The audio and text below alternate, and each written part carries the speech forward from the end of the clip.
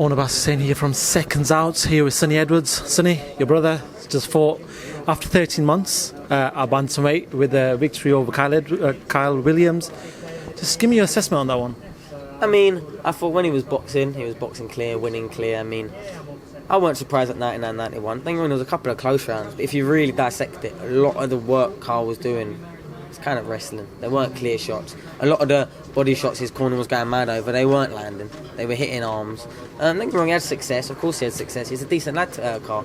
Someone I've sparred multiple rounds before, and someone I like. It's like, even though I was giving it to him all the way through the fight, he looked up in the 10th round, winked at me, smiled, and then saluted me on the way out. Do you know what I mean? So he's a good lad, Kyle, and I'm glad he got the opportunity, to be honest, because he'll probably get some fights off the back of that, which is good. You know, Charlie did what he had to do. Charlie did exactly what he had to do, and we're happy. For anyone that was watching that and didn't know who was screaming and shouting, that was yourself, Sonny Edwards, his brother. But Sonny, look, we know that you guys have been through a tough time. You know, last year Charlie's been through a tough time. 13 months emotionally, you know, and mentally, physically he looked all right, but mentally, you know, there was a tough time for Charlie, and you know better than anyone else, just getting the win, getting the W itself was good enough on the night, right? Yeah, just getting the ball rolling again. More than anything, you know, he's come out with a smile on his face, and now he's gonna go into the next change room he walks into. He won his last fight. He's boxed well. There's a buzz about him again. Well, he didn't have that coming into this one. He had, you know, the controversial Martinez fight. Then he had a lot of negative following around that, saying he's ducking and diving and dodging and not trying to fight Martinez. So I'm not trying to fight him again. He wanted to fight him again, but it was made as a team decision. You know, not just him. Talking about trainer, management, myself. We weren't letting him fight again at flyweight because we'd all seen what it took to get him down there. But for Charlie, he doesn't want to be seen as a fighter that's not fighting anyone. If you really look at him, he's fought Casemiro, Martinez, Rosales, Marino. He's fought on some good, hard names. Do you know what I mean? 13 months off, and he didn't want a 4, 6, 8 rounder, which some fighters tend to do. He went straight in there, 10 round. It wasn't a title fight. Could have easily been. You know, Kyle's fought for a couple of titles before. But yeah, he's bounced back. He's got the win, and he's going to have a smile on his face going to the next change room. That's the main important thing, because for a fighter like Charlie, you know, that's what he needs, you know.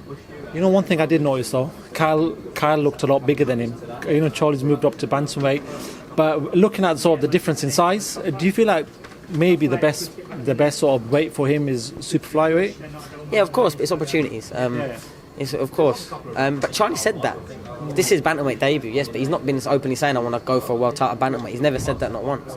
He's always stood by when it gets to the proper fights, and no disrespect to someone like Carl, but when he gets to the fights where he thinks I won't be able to operate at this level of bantamweight, they'll be at superfly. So any world level, maybe even European, he'll be down at superfly, and it's just simple as that. I mean, he's got a lot of filling out to do, and he will carry on. You can see that he looked a lot better and he looked a lot stronger. But Carl's been at bantamweight for his whole career, and even heavier than that. So of course he's going to be naturally bigger. I mean, and that's why when you do get in there with the people that are physically bigger and probably physically stronger, he just box and move like he did. And at times he did box clinic. I think you could see sometimes you could see the rush. You could see him go flat a couple times in certain rounds. Then as soon as he got back on his balls with his feet and then switched back on, you know what I mean, got the energy back, and he sort of ran away with it, to be honest with me. I gave Kyle 2 rounds. I think the 5th I gave him, and I think maybe the 9th, if I can remember rightly. But yeah, I thought Charlie, there was no doubt, you know what I mean, no doubt at any point in the fight. There was most of the work that Kyle was doing was grappling, holding his head down, landing, slapping away at body shots, and there weren't no real clean scoring shots. It was just smothering and stopping Charlie from doing what he was. So he might have been complaining about the score. I don't think he ever complained about, you know, thinking he should have won. He was complaining at the score after, but when you really dissect it, even after all that wrestling, it was coming back, clean jab was landing, clean jab was landing, clean jab, and that's it. They're the scoring punches, you know, sort of hugging around the waist and tapping body. That's not, you know what I mean? So. Final one for me to yourself. What's next for you? I know you fought a couple of weeks back. Great performance against Thomas Essomba, somebody who's, you know, quite a tough opponent. But what's next for you? Have you talked to MTK? What's the latest with you guys? Yeah, there's been a lot of talks. I mean, I've made no secret of it there. The direction that we're all trying to head is towards the IBF World Champion, Murray Matalani. That's what I want. That's what I've asked for. That's what they're trying to give me. Whether it works out or not is on the champion. You know, I'm just a a measly would be a voluntary. Do you know what I mean? So it's on the champion whether he wants to take that fight with me or not. As long as the offer's good, he's never going to dodge if he's boxed Donaire, Tete, Casemiro, and beat 2 of those out of those 3. He's never going to dodge Hussain Edwards, so I'm not ever going to suggest that. But it's whether it makes the most sense for him. He's an old champion. I don't know what his desires are. If he wants to come over to England and fight, I don't think he ever has before, so it might be a new experience. We've seen each other, we've been around each other. He knows me, I know him. Never sparred, but I like him. And